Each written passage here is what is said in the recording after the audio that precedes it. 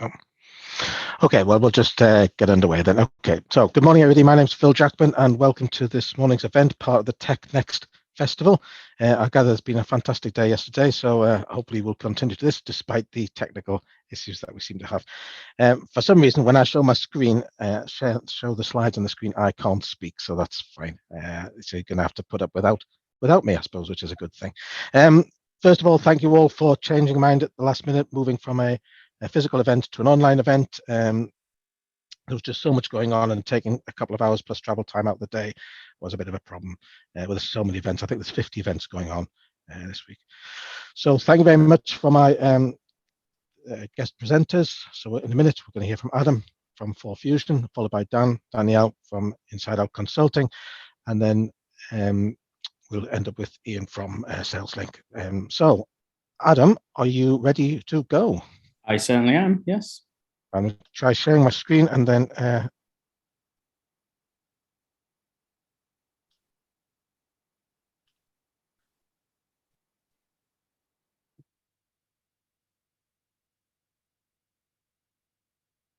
we go, yeah, I can see that. So yeah, good morning everyone. My name's Adam Stiles. I'm a senior consultant at Forfusion. We're a Cisco Gold partner based in the Northeast. I live down south in Cheltenham, so it's always a journey for me to come up to the Northeast. But this time I'm enjoying the nice weather, so that's something to be said. I normally only get invited up when it's miserable and wet. So let's take that as a positive. If we could move on, please. So today we're going to talk about just a high-level discussion over ransomware. I'm sure we've all heard of that. Best practices that we can help to mitigate any threats that we've got. And then we'll talk through some specifics on training, DNS, proxying, microsegmentation, and multi-factor authentication. Next slide, please. So ransomware, this is a very high level view. There's various different types of ransomware that we can get. There's different threats, but in general, what ransomware will do is it will prevent us from accessing our device, the data on our device. There's a little bit more to it than you typically see with, you can't get to your data, you can't get to your machine. The threat that we might see there is that although you might eventually get to your machine, you might get to the data. There's no saying that data hasn't been stolen, hasn't been sold.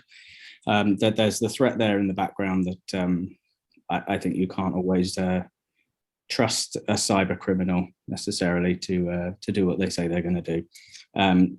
So we see threats here, like I say, about the data being stolen, deleted, lost, sold, and then social engineering and phishing are often used as bait. So we may get an email that's got a malicious link attached to it, and they're really they're getting more and more advanced. They're getting more and more clever. So there's things we need to do, and there's some simple things we can do to protect around these pieces. Next slide, please. So the ransomware attack structure itself, again, high level, there's different types of ransomware. Things, we've got the more simple types, we've got the more advanced types, but essentially what we'll do first is we'll make sure we select the bait, how we want to deliver this. So like I say, there's social engineering attacks, there's email campaigns, there's things like that. You might get an email from an address that looks so similar, but it might just be using a slightly different formatting of a letter.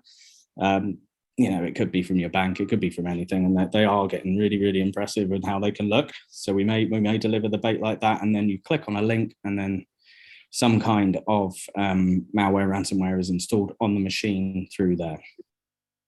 So step number 3 would be that we could click forward, please. So what we need to do generally is retrieve an encryption code that's normally stored on the internet. So the malware will install, or the ransomware, will install, and it will retrieve that encryption code from the internet itself. So if we move on to number 4, please. So once we've got the encryption code, then that machine can be encrypted. That's the point where your data, you can't get to your data, you log onto your machine, and you'd often see a page that just says, this machine has been encrypted. It's obviously different per ransomware. And then number 5 would be the demand itself, that you need to pay X amount of money to get your machine back. But as mentioned, there's no guarantees that A, you're going to get your machine back, or B, the data is going to be solely yours at the end of this scenario. So if we can move on, please. So what can we do? So there's a few simple things we can do. If we move forward, please. So we've got a lot of best practices here. I'm going to cover a few of these, not all of them. Training is a key one, regular training. We'll talk through that. We need to scan our environment for the vulnerabilities. We need to see if there's any services, any ports that are open that firstly shouldn't be, and if they should be, that they are protected and any threats are mitigated. You know, they're not open, they're not wide open to the internet. They've got some kind of flow filtering on them. They've got some kind of inspection. They've got some kind of user authentication on there as well. We need to make sure that we manage our passwords correctly. You know, that is a big threat. There's something we'll talk about with multi-factor authentication that helps mitigate that. It's always going to be a threat though. And patch management. There is no perfect software. We see bugs, we see vulnerabilities, and we see the threats all the time. You know, if you follow any kind of tech news, you'll see these on a weekly basis come out, and some of them can be quite serious. So it's a case of keeping on top of that, keeping on top of your patch management, making sure you've got a schedule for that. And then logging anything that tries to connect, anything that comes through, say a firewall or any kind of appliance, any kind of user authentication, any activity. What we'd like to see is a centralized login store.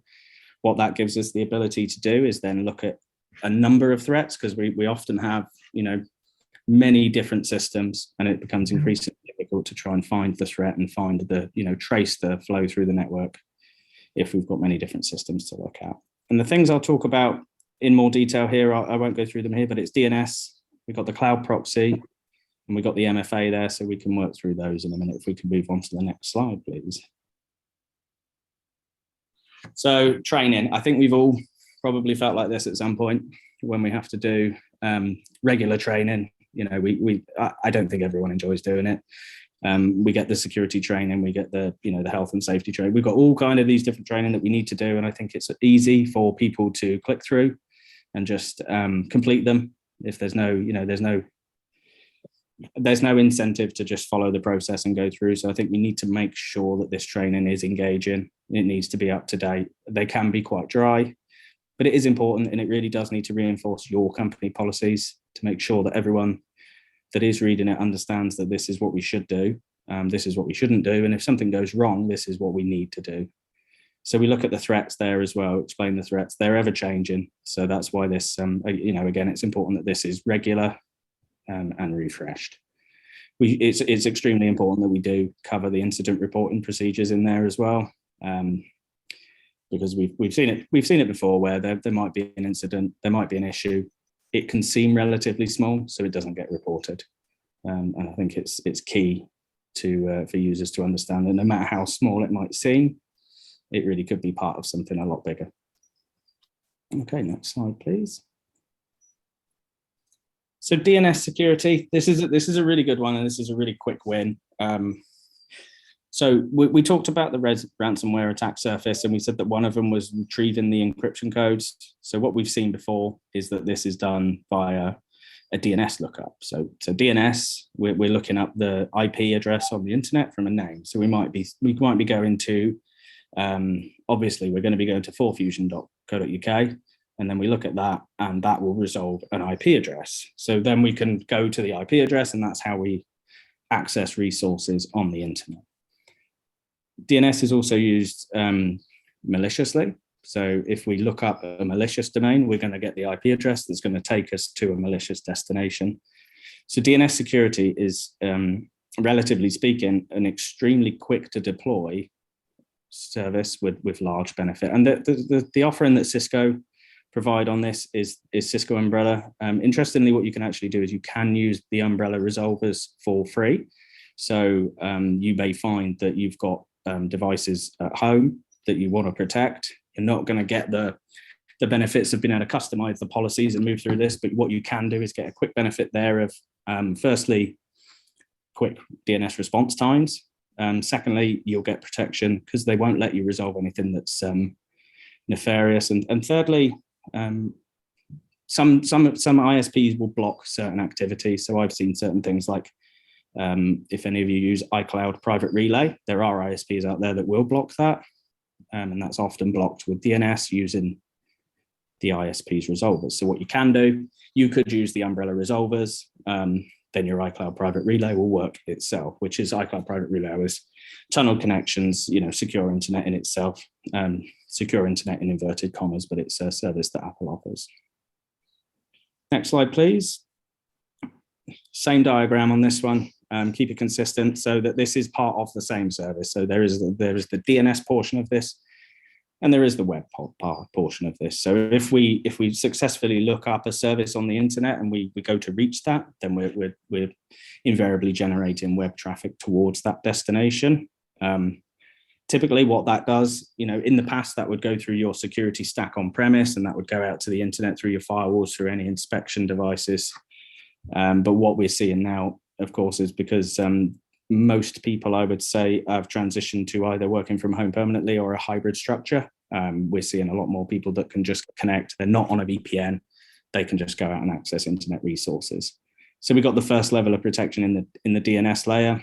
But what we can then add with a web proxy is we can start to look at that traffic that they're actually generating in more detail, because there's no saying that they're not going to a legitimate approved resource, but bad things are happening there. And it could be something as simple as data exfiltration. Let's say that your data is going out, or you're accidentally pushing out things like credit card numbers or national insurance numbers, things that shouldn't necessarily be uploaded onto the internet. So what we can do with a web proxy is we can start to look at that traffic and provide certain checks on that. So a large proportion, an ever increasing percentage of traffic is encrypted as well, which makes it more difficult for us to see what's going on. It makes it more difficult for us to see the threats. And what these sort of services offer is they allow us to decrypt that traffic. So we can decrypt the traffic, and we can provide a lot of inspection services on that. DLP, which is data loss prevention, we can provide on that to stop us from unnecessarily pushing things that we shouldn't be, like I mentioned, like credit card numbers and personal information, that kind of thing. That gets extremely important as well if we're in certain fields such as finance or medical. And we can provide a real granular policy. So it doesn't mean that every user gets access to the same resources. We can start to say that okay, you're this kind of user, you get this access. And you're an IT user, you get this kind of access. So we can really start to drill down on that. What that also gives us is the login, so we can see what's happened. If anything bad happens, we can see where it's been, and we can start to work back from there. If we move on to the next slide, please. So microsegmentation. This is an interesting one, and this is one that we've, as a company, we've been working a lot more on recently.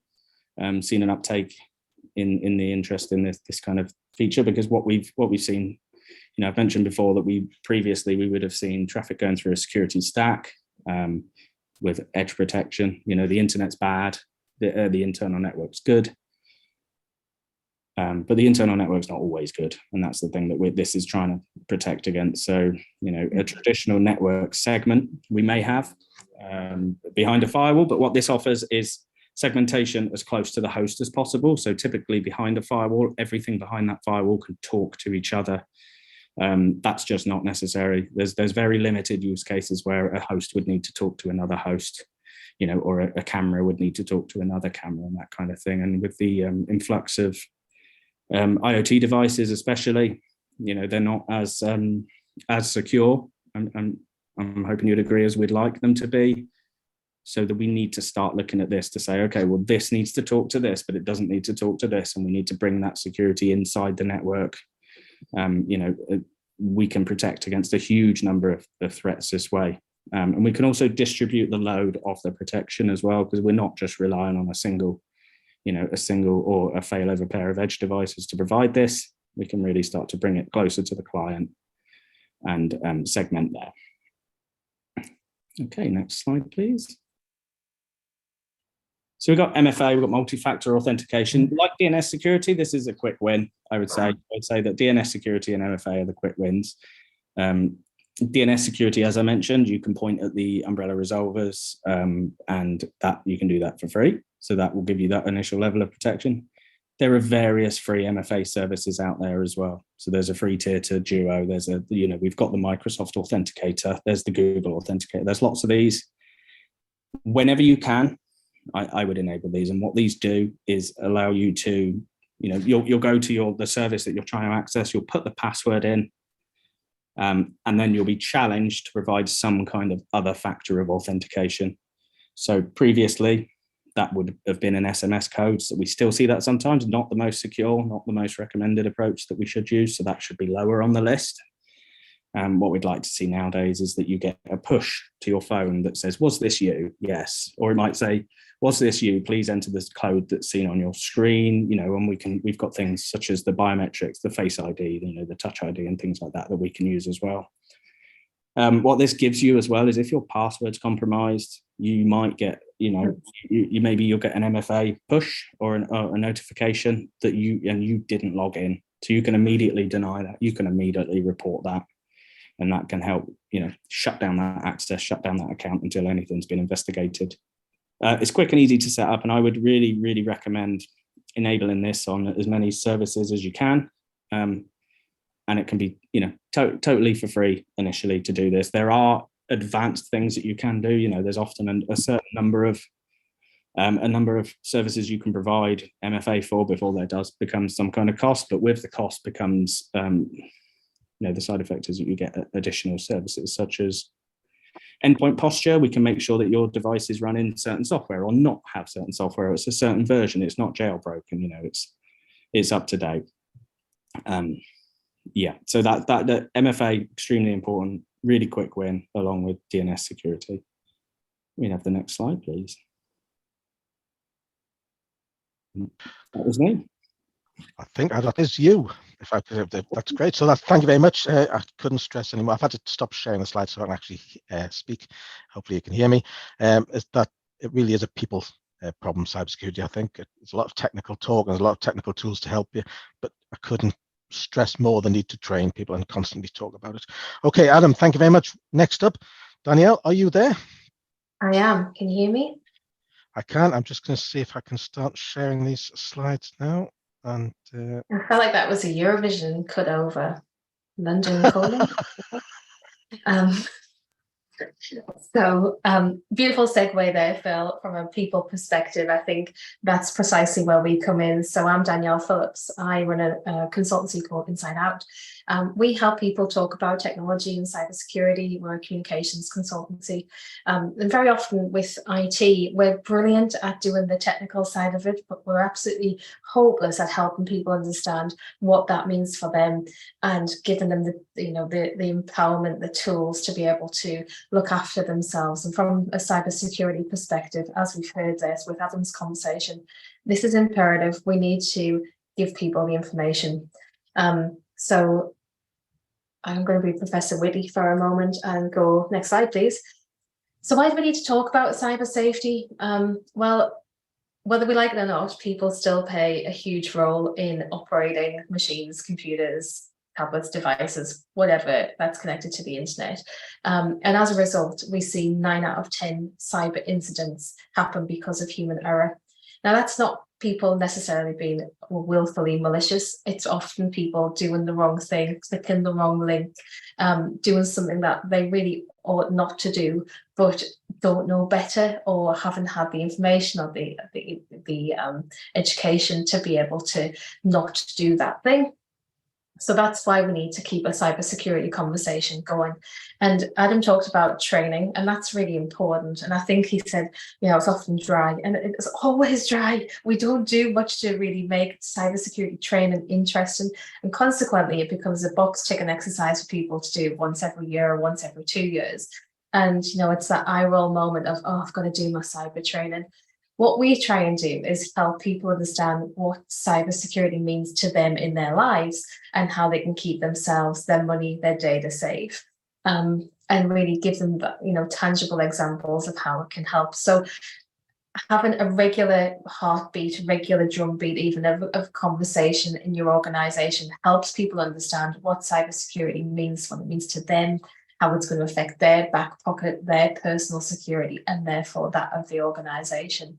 And it also, with the speed that we're working within cybersecurity, doing a training program every couple of years is no longer enough. You need to be kept up to date with the latest threats, the latest baddies, where they're coming from, what to expect, what a phishing email looks like, what a smishing text looks like, and help people really stay on top of the game. So that's why we advocate the need to talk about cyber safety. Next slide, please. And as we all know, knowledge is power. So let's empower our people. Let's give them that knowledge. After Key Stage 3 in schools, children are taught about cybersecurity. So if they don't choose to go on and do a GCSE in IT or an A-level in IT, they lose that contact with the cybersecurity education piece from the age of 13, 14. When I went to school, we had one computer per classroom, and it wasn't connected to the internet because that hadn't yet been invented. So how do we make sure that people of my generation and older are given that information? And it's incumbent on us as employers and to provide that information within the workplace from both a corporate social responsibility perspective, but also to protect our organizations and our data. So let's empower our people now. I'm going to tell you how in 5 easy steps. Right, next slide, please. So there you go. We've got 5 easy steps to starting the cybersecurity conversation in your business. And I think the way that we think about this inside out is similar to the journey we've all been on with health and safety, occupational health and safety. You know, if you look back 20 years, that was a box ticking exercise that we all had to do our health and safety training, and we all had to know which colour fire extinguisher put out which kind of fire. But really, it was just that. It was a once every 2 years intervention. Then often in many industries, and particularly the ones that I've worked in, it became much, much more important to the point that it was connected to, you know, the triple bottom line and revenues and reported on from an annual reporting perspective. So once investors start becoming interested in it, it made management really interested in it, and it changed cultures around becoming more safe. And that's where we're on that journey with cybersecurity, but we're right at the beginning of that journey, and being able to talk about cybersecurity in your organization will help you accelerate through that journey and really create a culture of cybersecurity, cyber awareness and safety. Right, so how are we going to do it? Next slide, please. So the first one is the most obvious one. We need to lead from the front. There's no point, and I see this every single day almost, in a managing director or a vice chancellor of an institution or whichever leader coming to me and saying that the number one risk on our risk register is cybersecurity. It's like right up there. We really need to do something about it.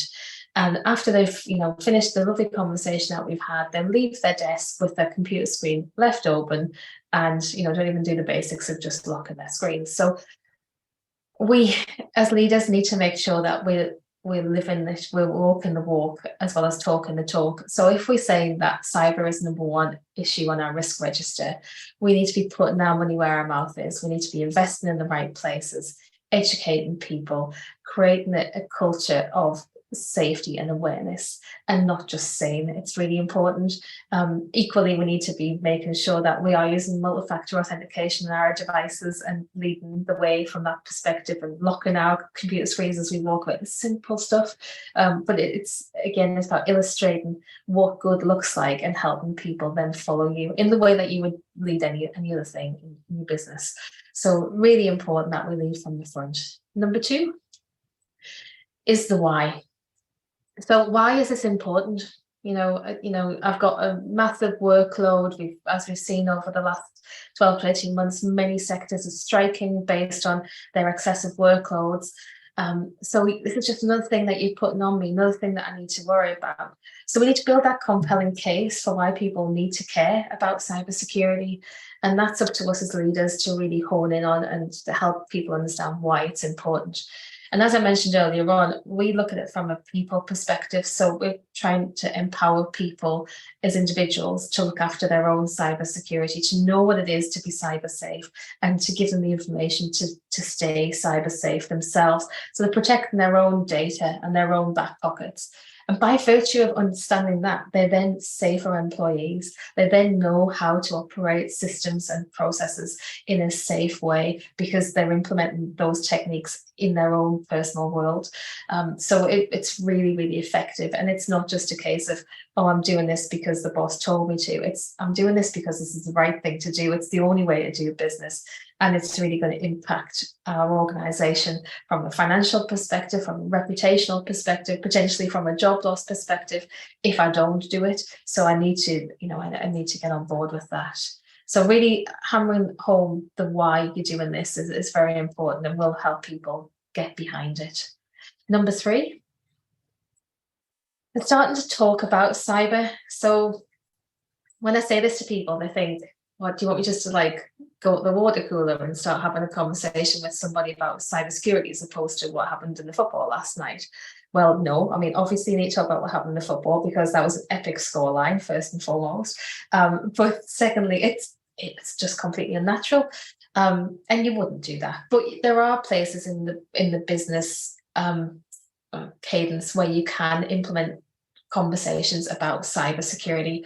So BHP Billiton, big mining company, when they were going through their health and safety transition, creating a health and safety culture, they created a safety share at the beginning of every meeting that they did. So if you were holding, it was a senior leadership team meeting, or whether it was, the marketing team's weekly whip, you would start off by having a 5-minute safety share. One person talking about something that they saw or did that was potentially unsafe and how they rectified that or how it played out. It's about making these things real. So if we translate that into cybersecurity, if we could start every meeting with a conversation around cybersecurity, it then becomes real. Because what we do in cybersecurity, particularly where we are in the evolution of it, is if I've fallen foul to a phishing scam, I feel really embarrassed about it, and I really just want to hide and feel daft. I did something daft that I shouldn't have done. Whereas if I talk about it, then I'm helping other people understand what that scam looked like, what it was that enticed me to click on it, what now I know I shouldn't have done. And you're educating and you're normalizing something that is very, very normal and very, apparent in our society. I was listening to one of our podcasts, the Cyber North podcast, Cyber Up North, just earlier on. And even Phil talked about how he had been victim of, almost fallen victim to a Royal Mail scam. And that's just how real it is. It's just apparent in all of our lives. I've heard people from MI5 and defense talking about exactly the same thing. They are so sophisticated these days that it's difficult not to fall foul. So talking about it normalizes it, makes people realize what's out there, how they can prevent themselves from being a victim, and just making this part of our culture and making it very standard. Number 4, Phil. Telling stories.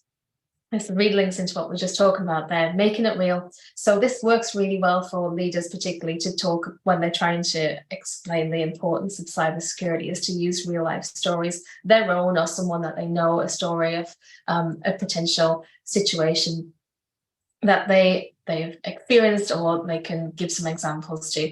I mean, a great one recently is the Boots, BBC, all of those big, massive organizations have been compromised.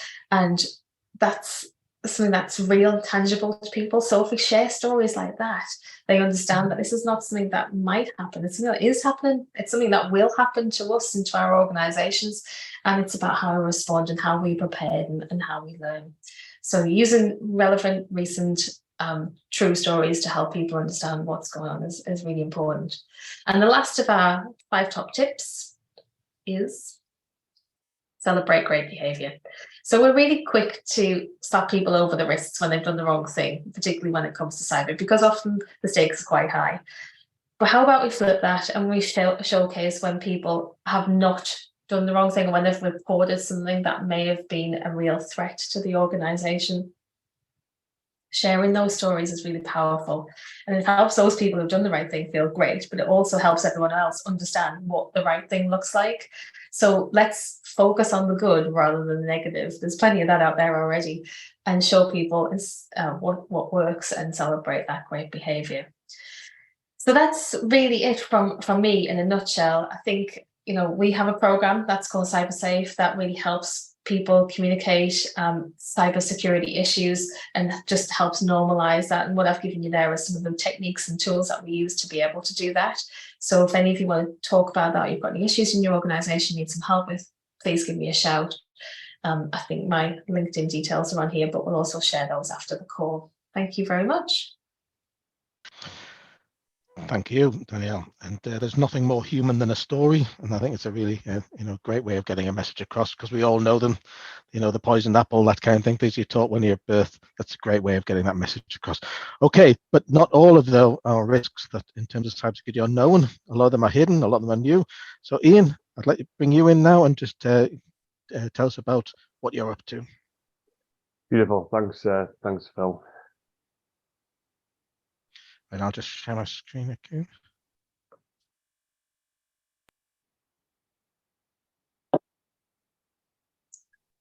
If you could pick the next slide, Phil. Brilliant, thanks. Morning, everyone. I'm going to talk a little bit today about the IoT world, and I'm sure you guys have heard bits and bobs in the past about this, but it's such a growing area. It's such an interesting area. And there's lots of little parts of it that I think are quite specific to IoT, but they fit in quite nicely with some of the conversations and some of the points that have been brought up today by the other presenters. So what I'd like to talk a little bit about is some of the unseen threats from IoT, particularly around the risks, and we'll talk a little bit about regulations and standards, what the response is, because it's really important. It's a little bit different when you're looking at embedded systems and kind of peripheral devices, and then how you spot your blind spots. And we'll try and fly through some of these as we go. Next slide, Phil. As a quick introduction, my name is Ian Todd. I'm the CEO of Saleslynk. We're a sales platform for the cybersecurity industry, but my past was very much all delivery, worked for PwC, worked for BlackBerry, and led a bunch of their IoT and kind of embedded system teams globally. Next slide, Phil. So one of the big areas I think it's important to think about, both as an individual and as an organization, is risk. And people often will kind of go down this route of saying, oh, it's likelihood and impact, and that's what, but there's way more to this. And whenever I was running teams or whenever I was talking to people about risk, I want to understand this in a much more detailed level. And the IoT world is very important for this.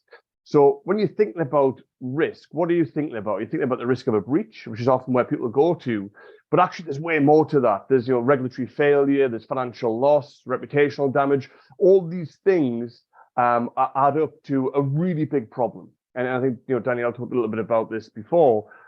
You've got to think about that risk register and what your risks are, and how do you start to tackle those. And that's really important, because in the IoT world, it's often left. And when you look at a risk register, people think about this as a collective organizational level, they think about GDPR and how do we make sure that we're okay there.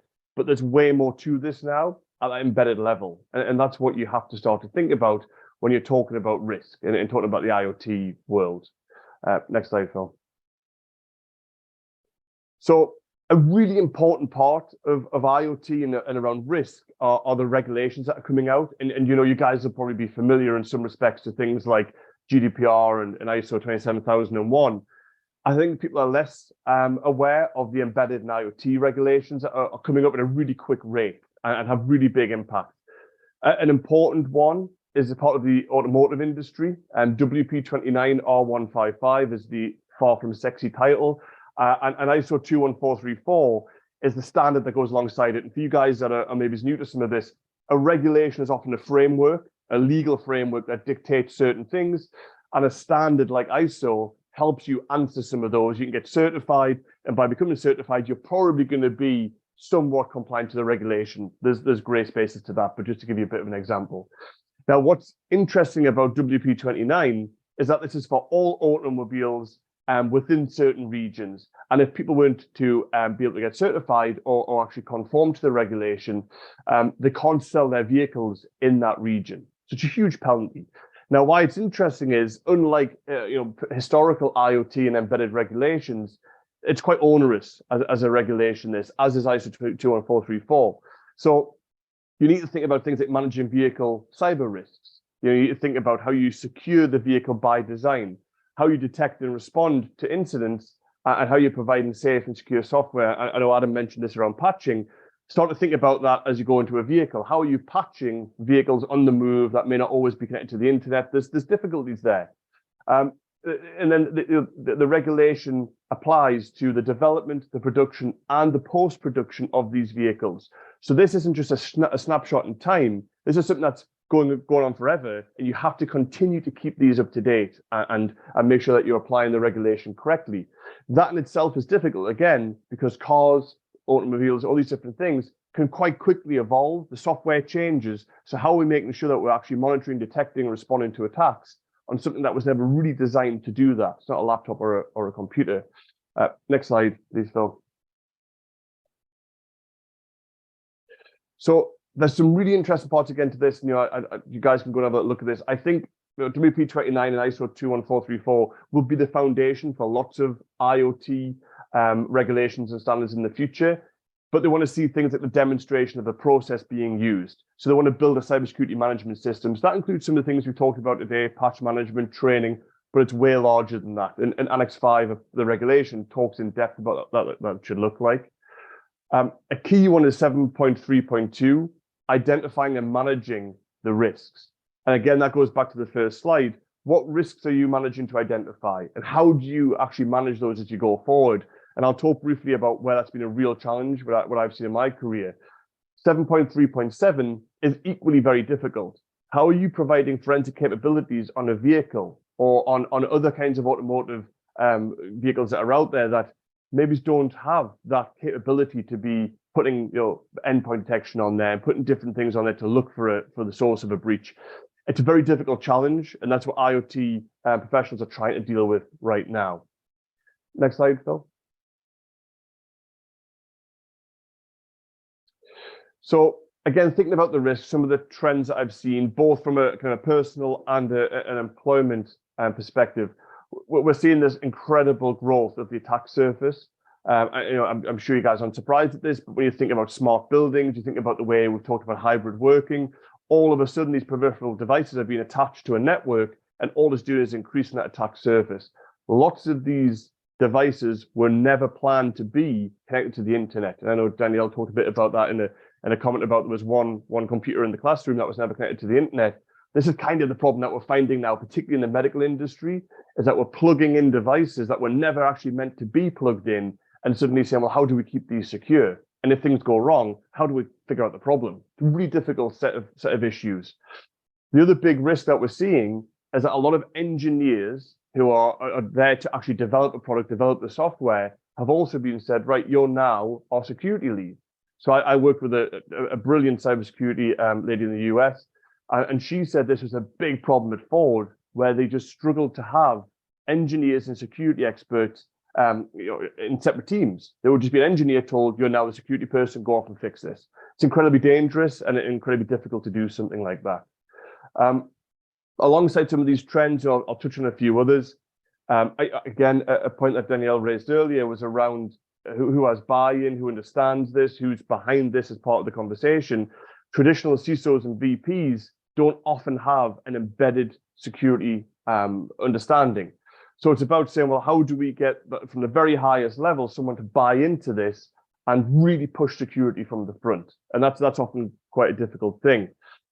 Again, we've talked about policies and procedures here. Often they don't trickle down to the embedded world. So if you look at the policies and procedures of an organization, they're often very generic, very high level. This is how you make sure the patch management happens on a laptop.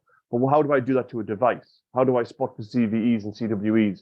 Again, what I'm trying to explain here, guys, is it's super complex and difficult, and actually it needs to be seen as a separate part of cybersecurity completely. Next slide, Phil.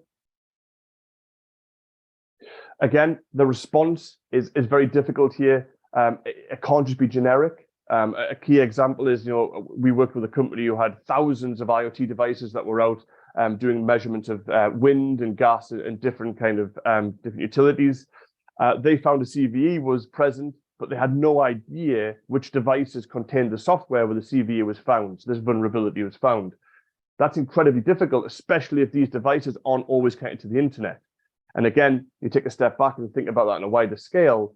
Things like satellites, maybe satellites will be online for a small period of time once a week.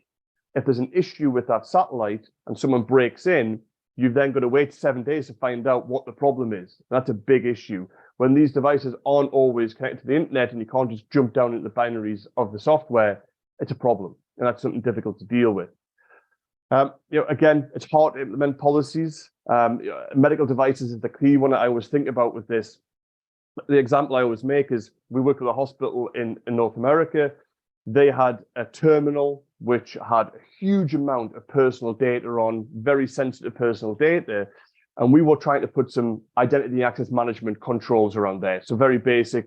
We wanted to make sure the right people had access to the terminal and the wrong people couldn't get on. Now, the issue with that was there was hundreds of people who needed access to this terminal, nurses, doctors, all these different people in the background.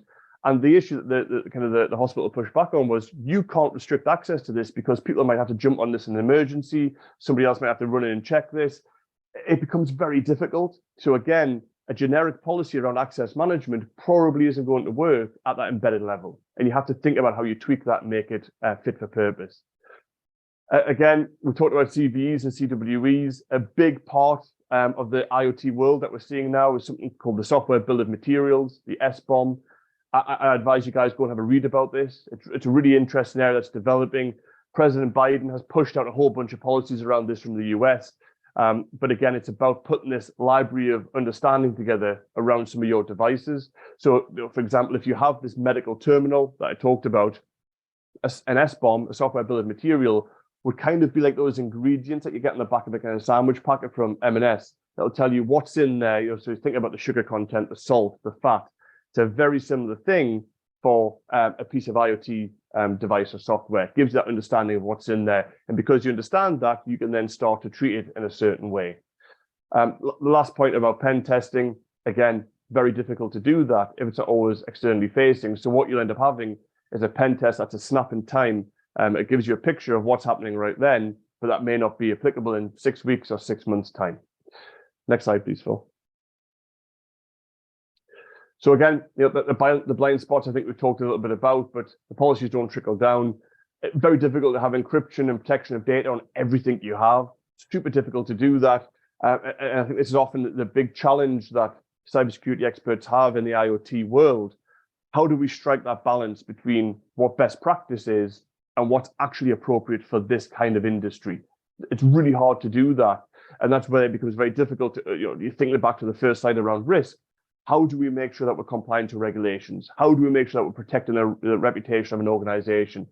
These different questions come in when you start to figure out what this balance is. And some of you guys will know about the appetite and understand what your appetite for risk is. This is a conversation you have to have for all your IoT devices. And again, the software bill of material, massively important. That gives you that insight that you need to be able to apply the correct levels of security for different devices, which contain different software, which contain different bits of information. Next slide, please, Phil. So in summary, I'll spend a couple of minutes just kind of going through some of this. So again, it's about getting the basics right. I often kind of joke about this, and I think some of the guys might have mentioned this earlier. There's lots of sexy parts of cybersecurity, and people get drawn into this. The tools, technology, there's all kinds of different things. We've got a whole wave of AI version of technology coming out now that's going to solve all cybersecurity issues, and we're all going to go home and pack our bags. But it's just not true. You need to have policies and procedures in place to build everything else off. If they're not there and they're not appropriate and fit for purpose, everything else just doesn't work. And I can't tell you the amount of CISOs I've talked to who have walked into a job and they're spending millions on tools and technology. They've got no idea what it's doing. They've got no idea how effective it is. And half the time it's just a duplication of something else. They just don't need to have it there. The policies and procedures are the bedrock of everything else that you build off. And that includes things that we talked about today, patch management and training and everything else as well. You can then start to layer over your tools and technology and do it correctly. We have this idea, we'll trust, but we'll verify. We'll trust what you say, but let's go and audit this. Or let's do some kind of a scan to understand what's going on. As I mentioned, the S-bomb, I don't want to go over that again. Great to have a little read through that. Important to seek external support and guidance. There's a couple of people on the phone today who I'm sure could help you with things like training and general security. It's important to do that. And the amount of times I've gone into organizations with very, very good security professionals who don't quite see it from a different angle. And that's important to have those external people there to help you as well. From a personal perspective, don't share data unless you're comfortable with the device you're sharing it on. Thinking about some of the things that we have in our homes now, even kids' toys are extracting data and expecting us to give data over now. Think about why you're doing that and think about what you're comfortable with, because it can very easily be breached and leaked and no one wants to get into that situation at all. Segregation of the network is really important. It's a very basic cybersecurity tenet, but it's a very, very important one. This is also applicable to things like vehicles, trucks, where there are different networks that you can connect into. Try and segregate these out so the really important parts, the crown jewels, aren't exposed to some kind of attack. And then the final point is about 0 days. So when something is found, where there's a vulnerability that comes up that no one's really expecting, how do you patch these on a complex network? It's very difficult to do. It's a big challenge, and you need to think ahead because once it happens, you don't have the time to start putting a plan together. It has to be done in advance. So I'll take a pause, Phil. I think I'm just on the 15 minutes. Would love to take any questions if anyone has them. There's a few opportunities there as well, but happy to take any questions. Excellent, thank you. Thank you very much for that, Ian. There was a quick flash there to a slide of our next events, but we'll talk about those in a minute. Could I ask Danielle just to come on, and we'll just have some questions for you. But while we're doing that, I just want to say that cybercrime accounts for something like 2/3 of all crime now. There's some sort of cyber element in all sorts of crime, and any attempted attack through cyber is a crime. It's a fraud. So whether it's successful or not, it's still a crime. And one of the best things that you can do is actually to report this through action fraud. And let's get those get the right authorities aware of the huge extent of the problem. It's just a completely underreported crime. At probably about 1 or 2% of all the crimes are reported. Okay. So if anybody has any questions, please come on and put them in the chat, and I'll ask them away. But before we get underway, Adam, how do we keep our heads around this rapidly changing market in which we're working? How do you manage to do it? I think it's constant education. It comes back to the training and the awareness. It's changing so quickly. This is an evolving space. It really is. It is. If I think back to when I was younger to how it is now, it is remarkable. And if I even think to the way that how much technology was involved in my childhood to how much technology is involved in my children's life now, I think it's about. You can imagine what it was like in my childhood then. I didn't have any computers in this classroom at all. But there you go. Abacus, I think, was what we had. But there you go. Yeah. So what good sources do you use to keep in touch? So is that for me? Sorry. Yeah, Adam. Sorry. Yes. I think it's discussions with colleagues is important. I think any web-based resource, you can dive deep into the technology websites and things like that. But even any of the the technology articles on the BBC, any news areas like that are very good. I keep on top of it a lot with the deep technical side of it on vendor specifics. But I think it's interesting to just read as much as you can from as wider audience as you can and talk about it. Excellent. And of course, you can also listen to It's Cyber Up North, our great podcast, which is a lot of useful information about what's going on. Ian, back to you. Talk about risk. My chief executive of a few years back now said to me that those who feel the pain should take responsibility. But how do we make sure that people who understand the likelihood, the risk of a cybersecurity incident, who are just doing the day job, how do we get that message across to them? It's really hard, isn't it? Bill, this is the big question. I think we talked about the training again. It's a big aspect of that, but it's really important. I think that the thing that often makes people stand up is what's the impact of failure to do something. If you're the chief of finance and you're suddenly found that you've breached the GDPR, you're probably going to have a bit of a concern about what kind of fines heading your way. So I think it's about attaching the consequence to a set of roles. That becomes more difficult the further down you go, I suppose, in the organization. If you're brand new to an organization or you're junior, it's a little bit harder to have those consequences attached. But I think, as we kind of talked about in one of the other slides, that balance of here's the good sides, you're doing really well, very good job here. And I've seen this a million times in organizations where they have training events and you can show the different teams who have done very well and who haven't, and different phishing events. But it's a general education piece, isn't it? I think that's probably one of the key themes of today is it's about education and kind of educating everybody at the organization about what they should and shouldn't be doing and trying to reduce that risk. I suppose the initial risk or the ultimate risk for anybody who's doing a job is that they won't have any technology to run it. So I suppose the question is, to realize the risk, how are you going to manage to do your job without that technology? And if you don't have that technology, are you going to have a job? I suppose is the ultimate risk. Yeah. So Danielle, I don't know whether this fits into your forte. How do you get people to think about that level of risk? I think you make it real. So I think culmination of what we've all talked about today is we need to help people understand what that risk looks like, and there's not any national government project or program that's helping people understand what cybersecurity looks like. So it's up to all of us, I think, as employers to take on that role and try and help people understand what the risks look like. So what the risks look like for your business. So as Ian was talking about, if you're in the automotive sector, you have to go after that sexy standards that you mentioned that I can't remember the name of, but that would help you understand what the risks are for the automotive sector. Similarly, if you're working in water or a kind of national infrastructure, you need to understand what risks are associated with you, and therefore how you can not expose yourself and your organization to those risks. So it's about, I think, employers taking that role of helping people understand the risks pertinent to their organizations, their institutions, their sectors, their industries, but then individuals as well. What risks are we all exposed to because we live in the UK, or because we live in the Northeast, or because we use a particular courier service, or whatever it might be, and helping people just give them real tangible examples. I think going back to stories are so incredibly powerful. People respond, they remember stories. I can't remember the fact, which tells you a lot, but people are more likely to remember stories than they are facts.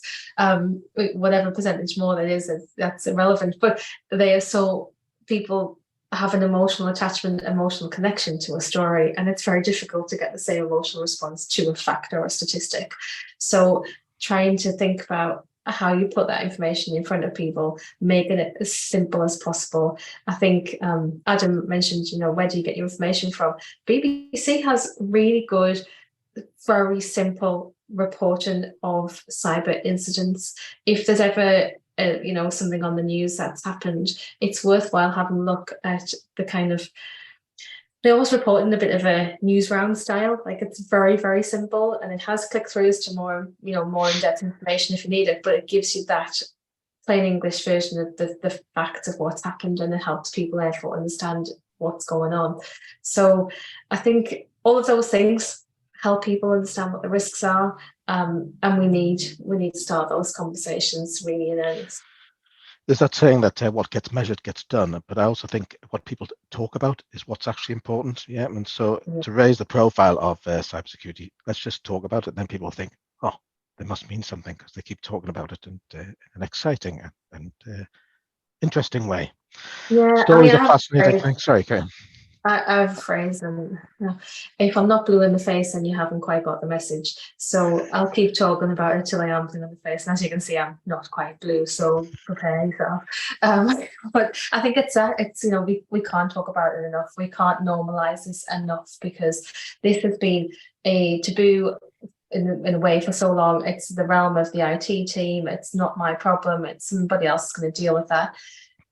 As Ian's just talked about, IoT affects everything you do. It's in your car, it's in your fridge, it's in your TV, it's in your kids' toys, which terrifies me. And you need to be aware of all of this and know how you can therefore stay as safe as possible. So yeah, let's just keep talking till we're blue.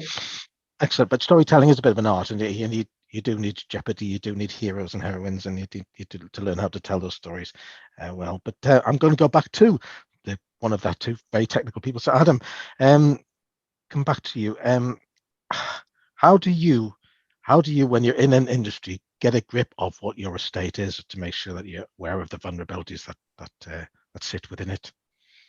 I think it's too easy to focus on a real small point of the industry. You need to kind of take a step back and take a wide approach. And it's about the communication as well. I think any time I come into a business and I'm looking at their estate, what they've got going on, it's not just about looking at the environment. It's about talking to the people, understanding the threats, understanding the applications that they're running, so that we can really then start to get a bigger picture of what's going on there. Yeah, I think your point about applications is really important. I think businesses have to think, which applications do I absolutely rely upon? Which are the crown jewels? I think, which was what Ian was saying, that which could I not run without? So if I was attacked and the business went offline, which would I have to get back up first? And so do you help organizations go through that process? Yeah, so what we can do is we can do various audits, we can do review documents, recommendations, and look at what they've got, and really try and understand, as you say, what they've got, what they need. Obviously, there's a lot of cloud adoption going on, so we might have things, some things that used to be on-prem that are in the cloud, and this transitions happen quite quickly. So it's a case of making sure that sometimes with speed, we lose some of the security, and we lose some of the due diligence that might go around that. So for sure, yeah, it's about looking deep into that. And constant vigilance, I think. So that brings me back to Ian, and that. So I think a lot of people have the impression that cybersecurity is about Facebook or somebody stealing pictures or stealing data about your kids or something like that, or taking down organisations like the BBC and that sort of thing. But what you're talking about is a lot of the stuff is very much hidden. It's kind of threat that presumably is just emerging, which we haven't expected. And I'm thinking that once people have been through all the easy stuff, they're going to come for the much harder stuff, which is going to be much harder to defend. So how do you approach people in terms of that estate, getting to understand their estate? Yeah, I think Adam's kind of touched on the different ways that you'll do it. I think one of the things that we'll often try and do is understand their future roadmap a little bit as well, and look through things like annual reports and different documents to say, Adam touched on this, are they going to be going to cloud? And what's the plan for that over the next 3 years? Because that's a big impact on the general estate. You think about access controls and everything else, they suddenly change. But again, there's lots of ways to think about this. And I saw an article this morning that they're warning about the IP theft from China. I think this is a really important area because people often talk about the security of applications and thinking about losing data and kind of breaches. But actually, if your whole business is built around IP and that's being stolen and you're not aware of that, that might be your crown jewels that you have to go back and look at. And yes, you sort of consider the GDPR and all these different things, but this is an area, again, that's super important. What is your business built on and how do we help protect that? But again, as the guys have talked about, it's about breaking this down. There's not one thing that you can do to fix all the problems. It's about starting that, having the conversations, doing the audits, doing everything else, and moving that down the kind of the maturity path so that you're in a better position. Yeah, so I think losing data is very serious, but actually the biggest impact is how you're going to run the business without the technology. It's existential threat. So, okay, we're running out of time, which is always good. Final question then, in a word, what one thing should people do to help themselves from a cybersecurity perspective? Danielle? Talk. Excellent. Adam? I was going to say talk as well. I really Excellent. And Ian? Educate themselves, I guess, is probably so talk to themselves. Yeah, absolutely. Yeah. Which I often do. I think it's an outcome of the trade in which we work. A lot of people, at least we listen to ourselves. Okay, so thank you very much. Look, that's the end of this event. I just wanted to promote the Cyberfest, which is coming up in September. I'm showing you my chest on my T-shirt. We've got about a dozen events appearing in September, with the main one on 26th of September at Newcastle United Football Club. Sorry, Danielle. Other football clubs are available. Bring some international speakers and really exciting event. As also B-sides towards the end of the month on the 30th at Newcastle College. So we've also got the Northumbrian Water Group Innovation Festival on the 11th to 13th of July. We've got 3 separate daily dashes, one about skills, one about the digital catapults, and the other around fintech. So please go online, cyber.biz, and find out all the information. So thank you very much, Ian. Thank you, Danielle. Thank you, Adam. And thank you for everybody for listening. Cheers.